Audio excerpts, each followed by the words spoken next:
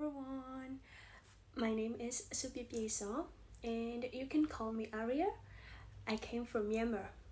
This is my very first year in Rangsit University and I'm majoring in communication arts.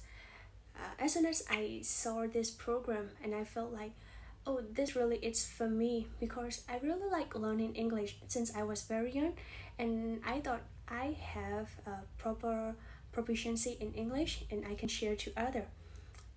I also have experience in tutoring English, so I hope this program would be a very good chance for me to share my study tips and also about learning another language. And I really hope to build good friendship with the people from my university. And I also hope to share my experience with all of you guys. So I really want to devote myself in this program and helping to develop another language skill for all of you guys. So I'm looking forward to meet you all. Bye bye.